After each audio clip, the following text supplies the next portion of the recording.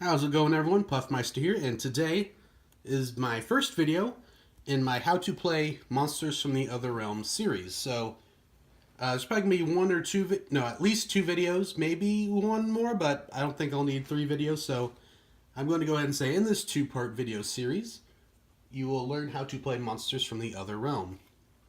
Monsters from the Other Realm is a trading card game developed by myself, and in this video, we are going to be going over the three major card types and the sort of subtypes of those three main types. So, in Monsters from the Other Realm, you take control of a human card, and that is in play at all times. And in order to protect your human card and to damage your own opponent's human card, you use monster cards, such as Jacko here. And in order to enhance your monsters and give you an edge in battle, you have the ability to use effect cards, such as Revival here. And using these three main cards types, you can battle your opponent and hopefully come out victorious. So, each of these, well, except with the exception of the human card, each of these have a main type and then a subtype. So, we'll just go over human cards here. Each human card has a name, a health total, as well as different abilities that they can make use of. And ideally, you'll be keeping it safe from harm using your monster cards. Now, there are three different types of monster cards in the game currently. There are level 1 monsters. You can think of these as basic forms of Pokemon in the Pokemon trading card game. And these can be played like so, freely.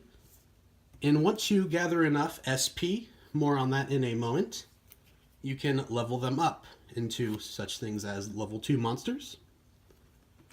And most monsters do have at least one level up form, such as Spooko here. When you play that, you just place him right there. However, some monsters do have a super powerful level 3 form. And of course, you play that on a level 2 monster that you already have in play. Now, you can't just play any level 2 onto a level 1 or any level 3 onto a level 2. As you can see here, every monster card has a specific thing here, such as first form Jacko. So if you control a Jacko, you can play Spooko right there. Then Repour on top of Spooko, because as you can see right there, second form Spooko. So that's how you do that right there. Now, monster cards are pretty unique. Well, unique as they can get, I suppose, but each monster card has a few different areas on here. So first up, we have the name and the art. Pretty standard. Each monster has a health and a damage. Basically, they take damage while battling, and this is how much damage they deal. And you subtract that from the health total. So let's say Jacko were to attack Spooko. That would deal 1 damage, so Spooko would have 6 health left. Once a monster's health reaches 0, it is sent to the discard pile and removed from play. Each monster also has a faction, as well as an element. Factions I'll get to more in a moment. And elements factor in on how much damage a monster can deal. As you can see down here, Jacko is weak to a water element, but is strong against a metal element. So what that means is, if Jacko were to take damage or deal damage to a water type element monster, Jacko would take an additional 1 damage or deal 1 less additional damage, depending if he was on the receiving end or the offensive end. And against a metal monster, Jacko would deal more damage and take less damage, in factors of 1, obviously. As you can see right here, monsters have a level. You can tell this is a level 1 monster right here. Spring Out is Jacko's ability, and a lot of monsters do have abilities that can be used. Some need to be activated, while others can simply just, are just passive abilities. So depending on what it is, you can use it at different points of the game. Now, if you have 2 monsters out that belong to the same faction, this icon right here represents the Chaotix faction. which is also located right here on every monster card, they will earn a faction bonus. And this bonus is always activated if they are adjacent on the board to each other. So let's say Jacko is here and Spooko was right here. Their faction bonus would be active. However, if Spooko were to be right here and Jacko would be up here, they are not adjacent to each other, so it would not be activated. And this goes into the different zones of the game, and this will be gone into in the next video, so stay tuned for that. And finally, each monster also has a support ability.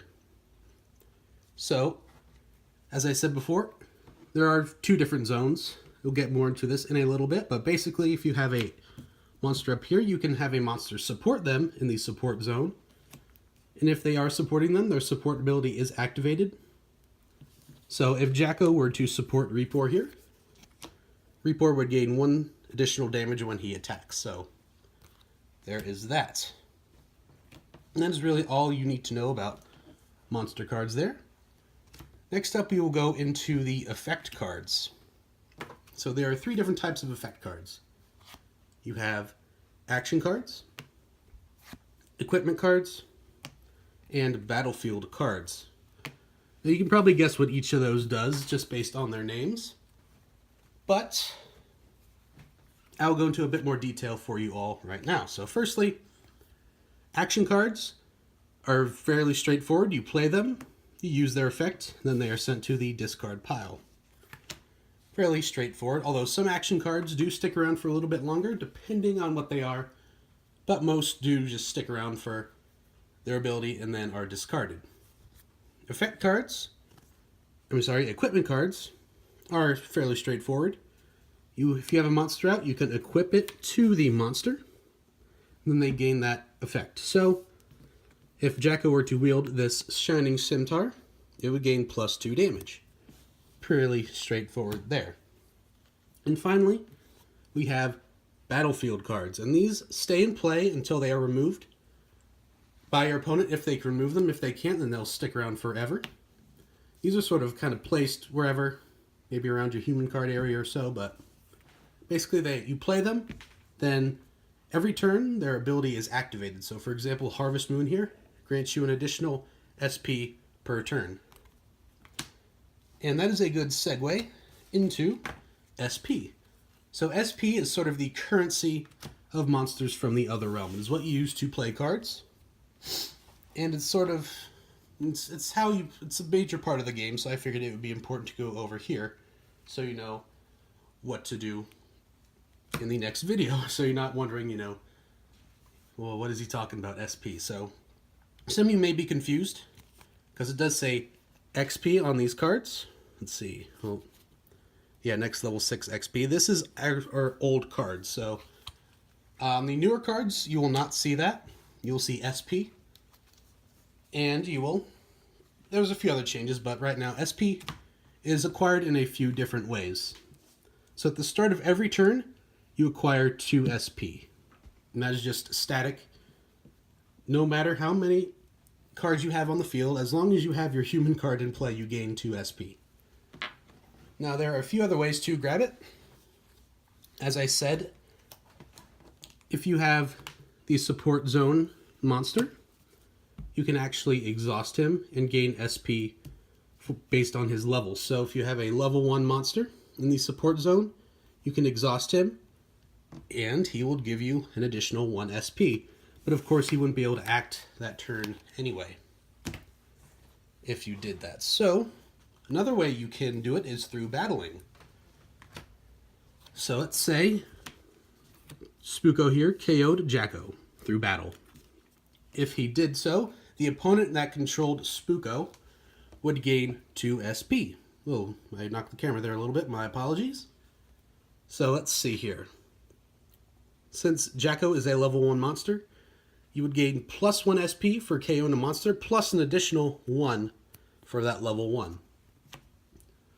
And so you gain 2 SP in total. But for example, if Spooko was defeated, you would gain 3. 1 for KOing plus 2 for his level. And as you can probably imagine, you would gain 4 for Reapor, 1 plus 3. So fairly straightforward there. And there are also a few other ways you can gain SP, but those are the three major ways of gaining it. You acquire 2, and then you can use your support zone to give you a bit more. And of course, through battling, you gain even more SP. Now, how do you utilize SP? Well, as you may have noticed on the effect cards, there is a number right up here. You must pay that amount in SP to play this card. So if you had gained 2, you want to play Revival, you play it, you use up that 2 SP, and then Revival will be sent to the discard pile. SP is also used to play monsters and level them up. So for a level 1 monster, it would require 1 SP to play. That is fairly straightforward. Level 1, 1 SP. Now to play a level 2 monster, you would need 2 SP plus have the required level 1 monster in play. So you need Jacko in play, then you need to pay 2 SP to play Spooko. And of course, as you can probably imagine, for level 3s, you need level 1 and level 2 in play. And then you need to pay 3 SP to play that Repour. And that is really about it for this video. That goes into the major topics I wanted to cover. The major card types as well as SP. So in the next video, I'll be going over the steps of... Well, actually in the next video, I'll be going over the steps of a turn and how to win and all that good stuff. But this is sort of like an introductory video to the rules and such. So I hope you all enjoyed this video. If you have any questions, please let me know in the comments section below. And I will see you on my next video. Bye-bye.